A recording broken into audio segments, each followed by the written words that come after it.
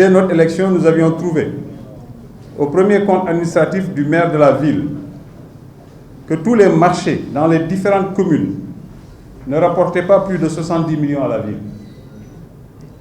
Ainsi, j'avais proposé sans succès au maire de nous confier la gestion des 2 principaux marchés du plateau, avec l'engagement que seul le plateau lui assurerait ces 70 millions.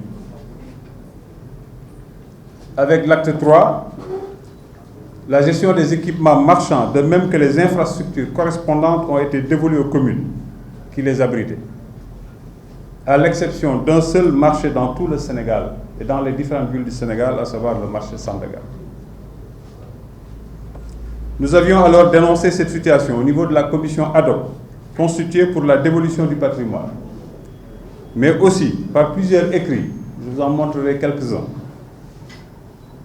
L'argument bancal qui nous était opposé fut que Sandaga n'était plus un marché, puisque délocalisé au champ de course depuis 2013 et déclaré déjà à l'époque comme menaçant ruine bien avant qu'il ne subisse 2 gros incendies.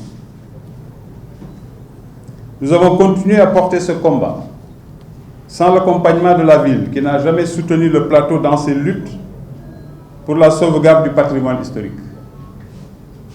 Pour preuve, demandez-vous où était la ville au moment où je combattais durement et difficilement pour le maintien et la réhabilitation des bâtiments de l'ex-service d'hygiène. Aviez-vous alors, une seule fois, entendu ceux qui s'érigent aujourd'hui en gardiens du patrimoine classé? Ces gens ont-ils participé, ne serait-ce que d'un copec, quand le plateau mettait plus de 700 millions pour la réhabilitation à l'identique de ce bâtiment historique classé de l'ex-service d'hygiène? Avez-vous entendu une seule fois, quand je m'érigeais contre les travaux de cette gare ferroviaire pour exiger que l'on me présente d'abord le projet envisagé, pour m'assurer que l'infrastructure historique allait être réhabilitée à l'identique? Avez-vous une seule fois entendu la ville quand je défendais l'école Amadou Hassan Ndoye, qui est aussi un patrimoine classé? Avez-vous entendu la ville qui enfin se rappelle de ses missions quand le plateau a lancé puis attribué le marché de réhabilitation à l'identique de l'école Mame Yacine Diagne, également patrimoine classé, dont les travaux ont démarré? De nos autres infrastructures, des projets portés en acceptant l'élimination de tous les intérêts du plateau, juste pour avoir des indemnités d'architecte, voire même de comploter pour bloquer la reconstruction de lieux de culte, entre autres. J'appelle le maire actuel de la ville à se ressaisir, en privilégiant uniquement les intérêts des Dakarois. Ceux qui l'en écartent ne travaillent qu'à sa perte. Quand elle était venue avec son conseiller financier me proposer de finir certains projets, j'ai accepté avec mon conseil, lors du vote du budget actuel en décembre 2020, d'inscrire 1,9 milliard qu'elle demandait comme participation du plateau.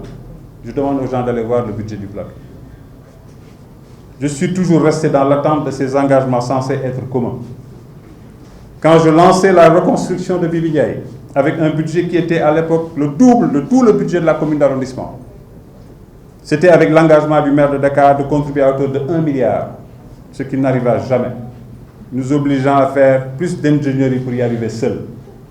Certains se demandaient quelles étaient les difficultés.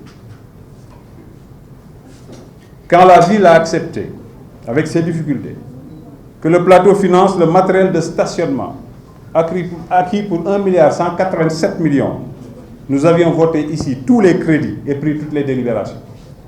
On aura encore perdu du temps pour rien, au grand bonheur de ceux-là qui ont toujours combattu, même pour nos toutes premières élections, avec Benno Siggil Sénégal en 2009.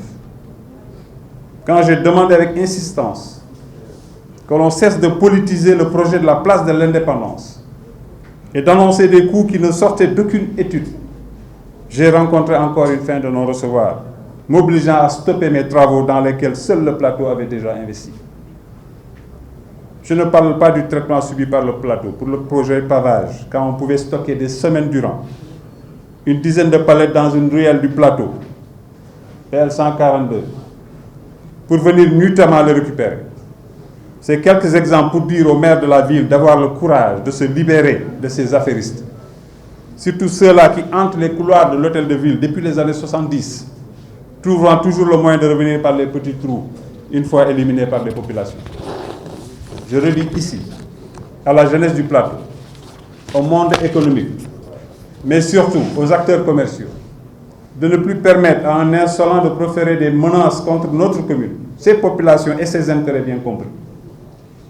Je tends la main à ma famille politique, du PS comme du Benno Bokk Yakaar, pour une organisation déterminée et responsable pour balayer la route à tous ces aventuriers et se préparer à gagner avec la manière toutes les communes de Dakar afin de libérer la ville de Dakar de ces mains inexpertes qui n'ont de projet que de l'inscrire dans un champ de bataille en permanence sans jamais penser à son développement harmonieux dans le cadre du PSE qui mène inéluctablement notre pays vers l'émergence.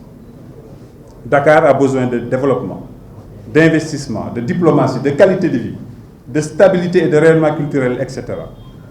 Mais pas d'immaturité et de violence. À ceux, d'ailleurs, qui aiment s'exciter avec des menaces, nous rappelons que nous partageons les mêmes quartiers.